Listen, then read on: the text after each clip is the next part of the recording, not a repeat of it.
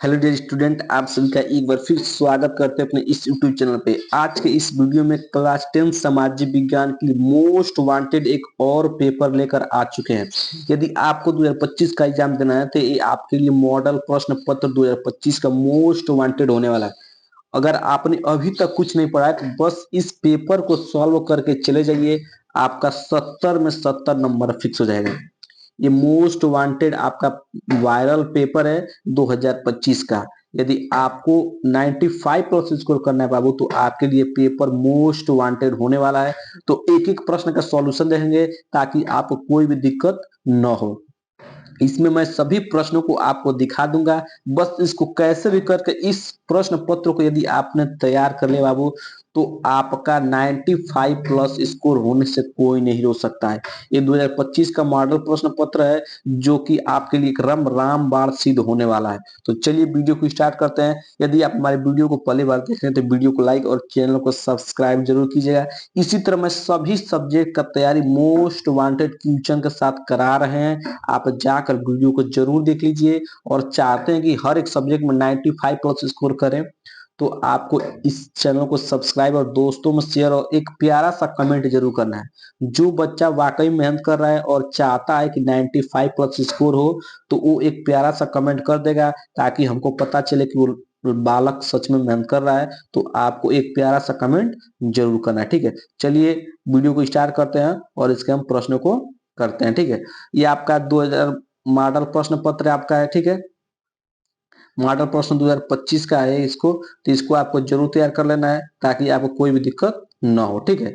बस इसको ही पढ़ना है। किसको पढ़ना है? इसी को बस पढ़ना है बाबू। यदि आपने इसको पढ़कर चला गया तो आपका 95 प्लस स्कोर हो जाएगा, ठीक है। ये 2025 का पेपर है, आप दे सकते हैं, ठीक। तो चलिए वीडियो को स्टार्ट करते हैं और सबसे पहले इसके जो निर्देश दिए गए उसको हम पढ़ लेते हैं, ठीक है। कह रहा है कि आपको समय 3 घंटा 15 मिनट मिलेगा, ठीक है। सभी प्रश्न क्या रहेंगे? अनिवार्य रहेंगे और आपको 15 मिनट क्या रहेगा? प्रश्न पत्र पढ़ने के लिए रहेगा, जो कि आपको टाइम वेस्ट नहीं करना है। और इसमें आपके खंड अ और खंड ब में विभाजित रहेंगे। जिस खंड ब में क्या रहेंगे?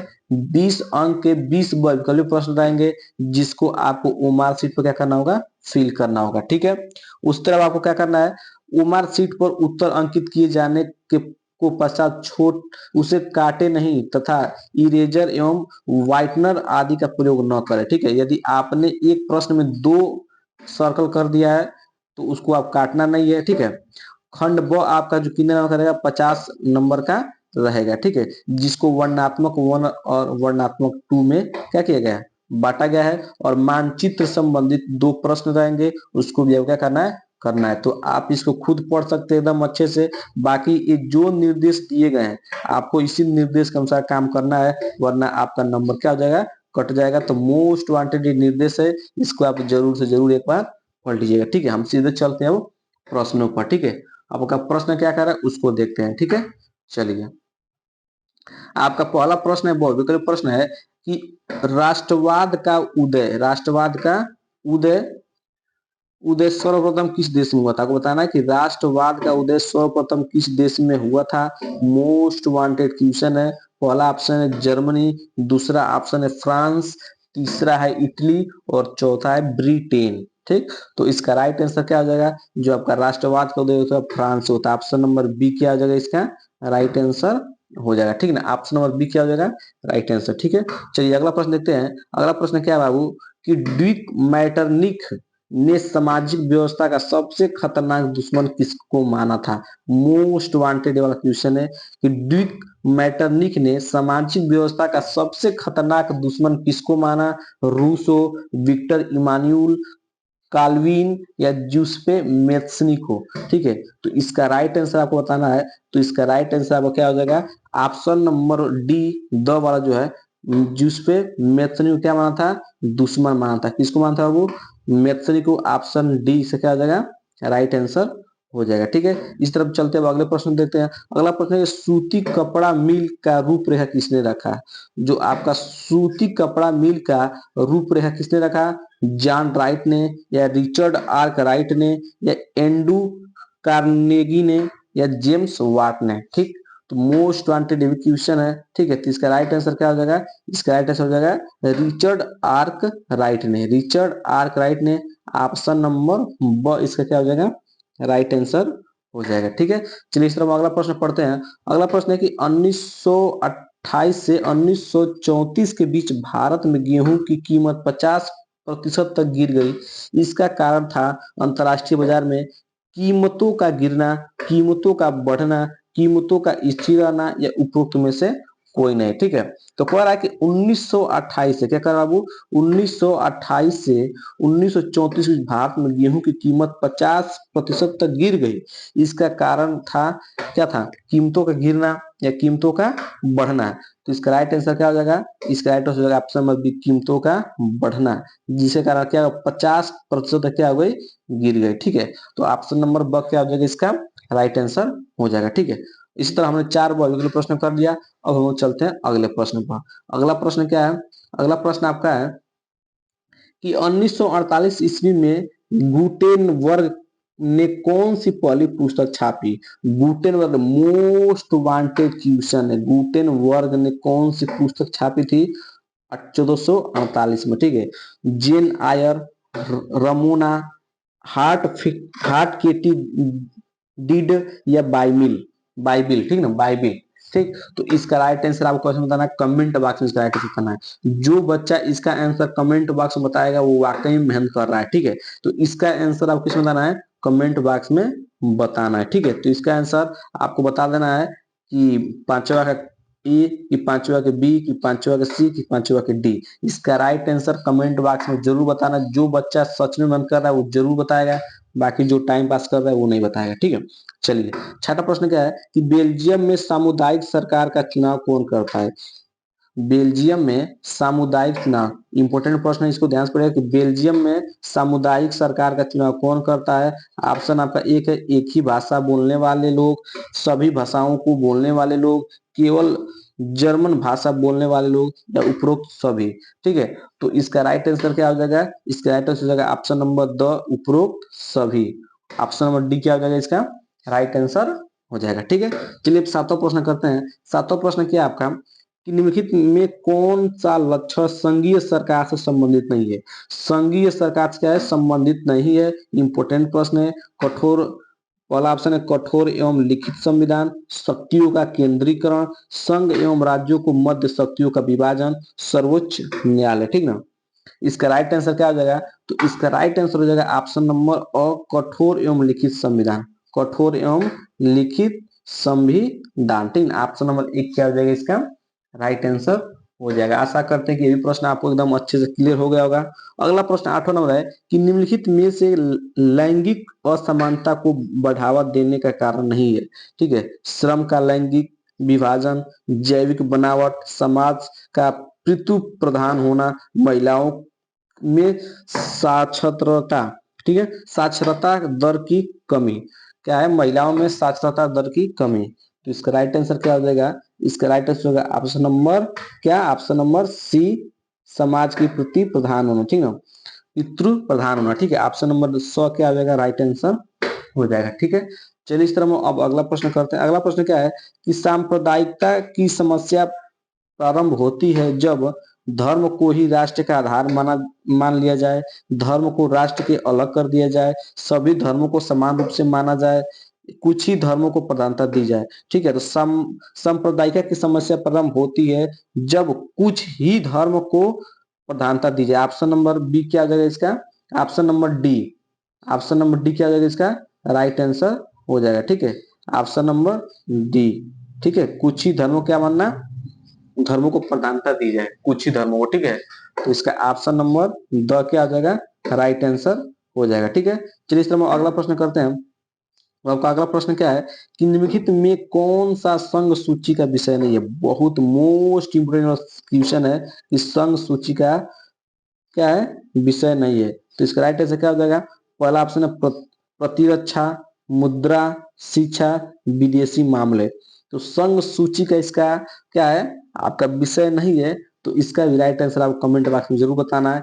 10वां प्रश्न है, इसका आंसर भी कमेंट बॉक्स में जरूर बताइएगा। ठीक है, चलिए अब हम अगले प्रश्न पर चलते हैं। 2 का आंसर आप कमेंट बॉक्स में बताना है। ठीक है, अगला प्रश्न है कि निम्नलिखित में से पंजाब में भूमि सूचकंचन संकुचन का मुख्य कारण क्या है? गहन खेती, अधिक सिंचाई, वनोन्मूलन या अति पशुचारण। ठीक है, तो इसका राइट आंसर आपको बताना है। तो इसका राइट आंसर हो जाएगा, मोस्ट वांटेड वाला क्वेश्चन है कि निम्नलिखित में से पंजाब में भूमि संकुचन का मुख्य कारण क्या है? गहन खेती, अधिक सिंचाई, वनोन्मूलन या अति पशुचारण। इसका राइट आंसर अधिक सिंचाई। क्या करते हैं? अधिक सिंचाई। ऑप्शन नंबर ब क्या हो जाएगा इसका राइट आंसर हो जाएगा। ठीक है, चलिए अगला प्रश्न पढ़ते हैं। अगला प्रश्न क्या है कि निम्नलिखित को सुमेलित करते हुए सही विकल्प का चयन करें, या आप इसको खुद कर लीजिएगा। ऑप्शन नंबर 12 खुद कीजिएगा। बताना है भाखड़ा नांगल, ठीक है ना, हीराकुंड, सरदार सरोवर, टिहरी, ये सब कहाँ मारे थे? ठीक, नर्मदा, भागीरथी, सतलुज या महानदी। तो इसको आपको खुद खोज के कर लेना है। आसान प्रश्न है, 12 नंबर वाला। ठीक है, इंपोर्टेंट प्रश्न ये भी। इस तरह का भी प्रश्न आपके 2025 एग्जाम में आएंगे। ठीक है, 13वां प्रश्न क्या है कि निम्नलिखित में से प्राथमिक क्षेत्र का क्रियाकलाप है, ठीक ना, मछली पकड़ना, कृषि, गुड़ बनाना या डेयरी। तो इसका राइट आंसर क्या है? प्राथमिक क्षेत्र का क्रियाकलाप क्या है? ऑप्शन नंबर बी कृषि। कृषि क्या है इसका राइट आंसर हो जाएगा। ठीक है, ऑप्शन नंबर ब क्या हो जाएगा? राइट आंसर हो जाएगा।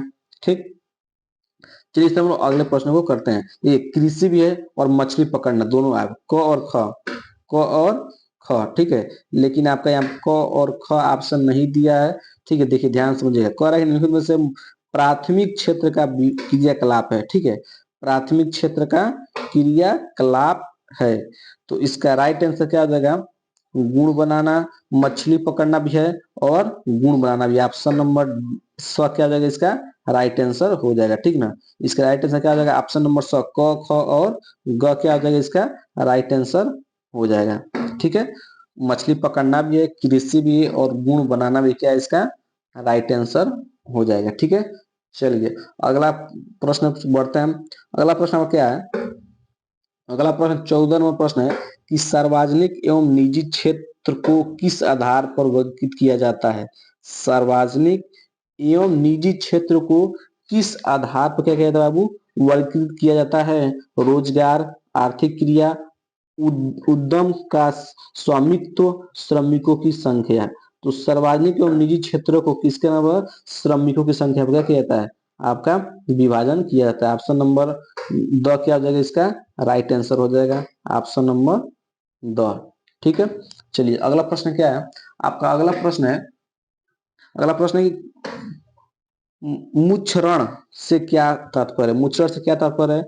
मुच्छरण से क्या तात्पर्य है? भूमि का अनुपजाऊ होना, भूमि का अनुपजाऊ होना, भूमि का दलदली होना, ठीक है, भूमि का उपजाऊ होना, भूमि का योजनाबद्ध उपयोग। ठीक है, तो इस तरह का करना है कि ये सभी भौगोलिक प्रश्नों को आपको खुद पढ़ लेना है और इसका आंसर आपको क्या करना है कमेंट बॉक्स में बताना है। बाकी आप खुद पढ़ सकते हैं, मैं बस आपको इसमें प्रश्न पत्र दिखा दे रहा हूँ। यदि आप इस प्रश्न पत्र को करके चले गए बाबू, तो आपके यहाँ पर 70 में 70 नंबर कहीं नहीं गया। ठीक है, तो आप इसके सभी प्रश्नों को पढ़ लीजिएगा। यदि आपका इसका सॉल्यूशन नहीं मिलेगा तो आप कमेंट बॉक्स में बताना है, मैं इसका सॉल्यूशन आपको करा दूंगा। ठीक है, बाकी जितना था मैंने करा दिया है, बाकी मैं सबको भी करा देता, लेकिन आपको कमेंट करना है, नहीं आएगा तो मैं खुद करा दूंगा। ठीक है, चलिए अगला प्रश्न क्या है? अगला प्रश्न है वर्णात्मक वन उत्तर लगभग 80 शब्दों में देना है। यहाँ पर खंड ब स्टार्ट हो गया है। खंड ब कितने नंबर का रहेगा?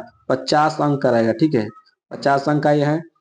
ठीक है, प्रत्येक प्रश्न में कितने नंबर का है? 2-2 नंबर का है, मतलब 4 नंबर का टोटल क्या है ये प्रश्न है। ठीक, हर एक प्रश्न अथवा करके एक प्रश्न दिया गया है। हर एक प्रश्न क्या किया गया है? एक अथवा प्रश्न दिया है। दोनों या तो इसको कीजिए या तो इसको कीजिए, किसी एक को ही करना है, दोनों को नहीं करना है। ठीक है, तो चलिए आपका पहला प्रश्न क्या है इसमें कि प्रथम विश्व युद्ध के पश्चात होने वाली महामंदी के 2 कारण लिखिए। इंपोर्टेंट प्रश्न है, इसको आपको जरूर तैयार करना है। अथवा में केवल प्रश्न क्या है? इंपोर्टेंट, मैं पहले बता दे रहा हूँ। ठीक है, तो आपको इसको जरूर तैयार कर लेना है। अगला प्रश्न है कि सत्ता की सदाई लोकतंत्र की आत्मा है, इस कथन का क्या कारण है? मतलब कारण सहित पुष्टि कीजिए। या वर्तमान परिच्छेद में जाति में राजनीति एवं राजनीति में जाति कथन की व्यवस्था व्याख्या कीजिए। ठीक है, इंपोर्टेंट प्रश्न ऊपर वाला है, सत्ता की सरदारी लोकतंत्र की आत्मा है, इसकी व्याख्या करना है। 4 नंबर का प्रश्न है, इसको आप जरूर तैयार कर लीजिएगा। ठीक है, अगला प्रश्न क्या है इसमें कि आर्थिक विकास के लिए ऊर्जा एक आधारभूत आवश्यकता है, इसके कोई 2 कारण लिखिए। ठीक है, अगला प्रश्न है कि परिवहन तथा संचार साधन किसी भी देश की जीवन रेखा क्यों माने जाते हैं, 2 कारण लिखिए। मोस्ट वांटेड वाला क्वेश्चन है, जीवन है क्यों माने जाते हैं, इसको मैंने ऑलरेडी 2024 का जो सेट चल रहा है उसमें मैंने करा दिया है, जाकर आप देख सकते हैं। बाकी यदि इसका सॉल्यूशन आपको चाहिए तो आपको कमेंट जरूर करना, मैं सभी प्रश्नों का उत्तर लिखकर मैं आपको दे दूंगा। ठीक है, अगला प्रश्न है कि बहुराष्ट्रीय कंपनियां अपने अपने उत्पादन लागत कम बनाए रखने के लिए किस प्रकार का प्रबंध करती हैं, किन्हीं 2 कारण लिखिए। या इसी में थोड़ा दिया कि अच्छे बाजार की किन्हीं 2 लक्षणों का उपयोग उल्लेख कीजिए, ये भी इंपॉर्टेंट प्रश्न है। दोनों प्रश्न इंपॉर्टेंट है 2025 के लिए। ठीक है, आप इसको जरूर तैयार कर लीजिएगा। ठीक है, हम चलते हैं अगले प्रश्न पर। अगला प्रश्न क्या है, अब वर्णनात्मक सेकंड चालू हो गया जिसमें प्रत्येक प्रश्न का उत्तर आपको लगभग 150 शब्दों में देना है। ठीक है, कितने शब्दों में देना है, 150 शब्दों में, 180 शब्दों में, 150 में, 130 में, 120 में भी आप दे सकते हैं। ठीक है, तो कह रहा है कि महात्मा गांधी ने असहयोग आंदोलन क्यों चलाया, कि 2 कारणों को उल्लेख कीजिए। इसे इसे इन्होंने स्थगित क्यों कर दिया। मोस्ट वांटेड क्वेश्चन है 2025 के लिए, 6 नंबर का प्रश्न है, इसको आप जरूर तैयार कर लीजिएगा। ठीक है, अगला प्रश्न 6 नंबर कि लोकतंत्र में राजनीतिक दलों की आवश्यकता क्यों पड़ती है, कि इनके किन 4 कार्यों का उल्लेख कीजिए। ये भी इंपॉर्टेंट प्रश्न है, ये भी इसको जरूर तैयार कर लीजिएगा। ठीक है, अगला प्रश्न मृदा अपरदन का अर्थ क्या अर्थ है, मृदा अपरदन का भूमि पर पड़ने वाले 2 प्रभावों का वर्णन कीजिए। इंपॉर्टेंट प्रश्न है आपका ये भी। ठीक है, कह रहा है अब अगला है कि असंगठित क्षेत्रों में श्रमिक सामाजिक भेदभाव के शिकार हैं, इसके 3 कारण लिखिए। इंपॉर्टेंट ये प्रश्न है, इन सभी को आपको जरूर तैयार कर लेना है। यदि आपने बस इनको तैयार कर चला गया तो आपको एक भी नंबर नहीं कटेगा। बाकी यदि इसका उत्तर आपको नहीं मिलेगा तो कमेंट जरूर करना है, इसका उत्तर भी मैं करा दूंगा। ठीक है, चलिए अगला प्रश्न क्या है, अगला प्रश्न आपका मानचित्र संबंधित प्रश्न। मानचित्र संबंधित प्रश्न को आपको जरूर तैयार करना है। सबसे पहले क्या करना है, इन प्रश्नों का उत्तर आपको लिख लेना है और याद कर लेना है और मानचित्र पर दर्शा देना है। ठीक है, बाकी यदि आपको नहीं आता है तो आप बताइएगा, मैं सबका उत्तर मैं करा दूंगा। ठीक है, यदि आपको नहीं मिलेगा इसका उत्तर तो मैं करा दूंगा, बस आपको कमेंट बॉक्स करना है। बस इस वीडियो में इस प्रश्न को दिखाता हूँ, यदि आप कहेंगे तो इसका सॉल्यूशन भी मैं करा दूंगा। ठीक है, चलिए अगला प्रश्न क्या है, इसमें मानचित्र कार्य है। ठीक है, ठीक है, इसमें कह रहा है कि केवल दृष्टिबाधित परीक्षार्थियों के लिए मानचित्र कार्य के विकल्प के रूप में है। ठीक ना, इसमें जो दृष्टिबाधित है मतलब जो देख नहीं सकता उसके लिए आओ। ठीक है ना, बाकी आपको इसको नहीं करना है, आप लोगों को इसको नहीं करना है, आपको किसको करना है, ऊपर वाला को करना है। ठीक है, आपको कौन करना है, ऊपर वाला को करना है, ये वाला आप लोग को नहीं करना। ध्यान समझिएगा, इसको आपको नहीं करना है। इसके पिछले वाला भी था, तो इसमें कह रहा है केवल दृष्टि बाधित परीक्षार्थियों के लिए मानचित्र कार्य के विकल्प के रूप में, इसको आपको ऊपर वाले को करना है। ठीक ना, ऊपर वाला जो दिया है वो ध्यान समझिएगा, यहाँ पर जो आप ऊपर वाला दिया है ना, ये वाला इसको ही आपको बस करना है। ठीक है, आपको इसको नहीं करना है, ध्यान से पढ़ लीजिएगा पहले ऊपर वाला। ठीक है, जो भी निर्देश दिए गए इसको जरूर से जरूर पढ़ लीजिएगा। ठीक है, उसी तरह इसमें क्या करना है, आपको इसको करना है, ऊपर वाला करना है, ये वाले को आपको नहीं करना है। ठीक है, तो पढ़ लीजिएगा। ठीक, निर्देश जरूर पढ़ लेना है ताकि आपको गलती ना करें। तो इस तरह आप क्या रहे बाबू, मानचित्र संबंधित कार्य आपके एग्जाम में इंपोर्टेंट है, इसको आप जरूर तैयार कर लीजिएगा। सबसे पहले इसका क्वेश्चन का उत्तर लिखिएगा, बाकी याद कर लीजिएगा, फिर उसको मानचित्र का कर लीजिएगा, दर्शा लीजिएगा। यदि आपको नहीं आएगा तो आपको कमेंट जरूर करना है, मैं इसका इस पेपर का सॉल्यूशन आपको एक ही वीडियो में दे दूंगा। ठीक है, तो वीडियो कैसा लगा हो कमेंट बॉक्स में जरूर बताइएगा। और बस आपका एक ही कार्य है कि इस मॉडल प्रश्न पत्र को तैयार कर लेना है और एग्जाम में बैठ जाना है, एक भी नंबर आपका नहीं कटेगा।